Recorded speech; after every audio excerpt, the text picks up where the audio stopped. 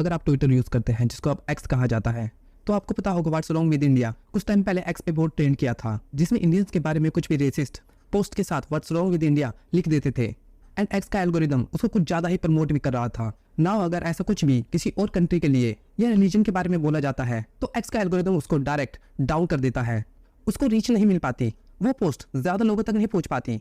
पर जब कोई भी नेगेटिव न्यूज इंडिया या हिंदूज के बारे में हो उसको रीचिंग बड़ी आसानी से मिल जाती है एंड एक्स का एल्गोरिदम भी उसको और ज्यादा रीचिंग प्रोवाइड करता है। आई नो ये अब कुछ दिन पुरानी न्यूज हो गई है, बट ये न्यूज दिखाती है कि इंडिया के खिलाफ रेसिज्म एंड हेटफुल कंटेंट कैसे यूज करके इंडिया की इमेज पूरी दुनिया में गिराने की कोशिश की जा रही है।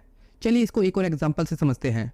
रिसेंटली की ये वायरल वीडियो आई गेस आप सभी ने देखी ही होगी, जहां ये कार्गो शिप एक अमेरिकन ब्रिज के पिलर से टकरा जाता है, जिसके बाद पूरा ब्रिज ही गिर जाता है एंड उस वक्त जितने भी लोग ब्रिज पे थे उसमें से काफी लोग इंसिडेंट के चलते मारे जाते हैं, जो एक काफी दुखद घटना है एंड पूरी दुनिया भी वीडियो देख के शौक थी।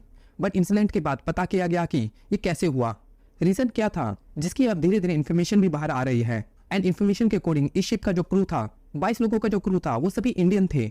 और जैसे ये न्यूज अमेरिकन मीडिया में आई उसके बाद तो जैसे इंडियन के against resist and hateful remark की बाढ़ सी आ गई एंड जो भी लोग इंडियंस या इंडिया को पसंद नहीं करते वो सभी खुल के इसके बारे में लिखने लगे, क्योंकि उनको लिखने का अब एक मौका मिल गया है एंड एक्स का एल्गोरिदम इसको प्रमोट भी कर रहा है। चलिए इनके कुछ पोस्ट देखते हैं जिससे कि आप इसको और बेटर तरीके से समझ सके।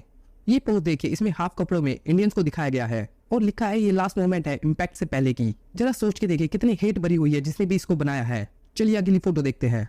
इसमें देखिए पीछे ब्रिज टूट चुका है और एक इंसान अपनी एक छोटी सी नाव से वहां से निकल रहा है। अब इनके पहनावे को देख के मुझे बताने की जरूरत नहीं यहाँ किन की बात की जा रही है। नाउ ये नेक्स्ट पिक जहाँ एक महिला साड़ी पहने हुए है एंड ब्रिज से टकरा रही है एंड वो हैप्पी है ऐसा करके।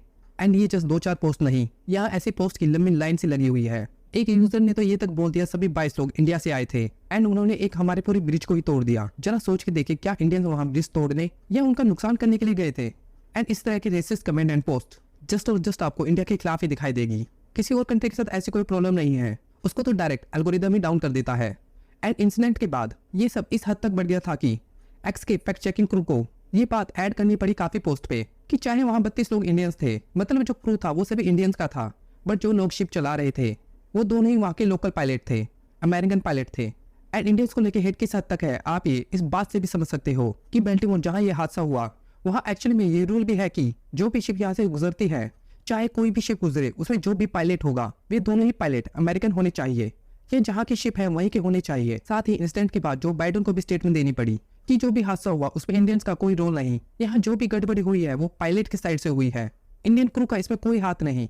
इनफैक्ट बाइडेन ने तो ये तक कहा कि जो भी वहाँ इंडियन क्रू था उन्होंने तो एक्चुअल में लोगों की जान बचाई है, क्योंकि अगर हमें SOS सिग्नल नहीं मिलता शिप से तो यहाँ और लोगों की जान जा सकती थी, जिसको क्रू के द्वारा मैसेज किए जाने के बाद ही रोका जा सका। ना इंडियन से जान बचाई और इंडियंस को ये हिट का सामना करना पड़ रहा है। ये देख के बहुत दुख होता है और इंडिया में इसके बारे में कोई बात भी नहीं कर रहा, जबकि इसमें सीधा सीधा इंडिया की इमेज को ही गिराया जा रहा है।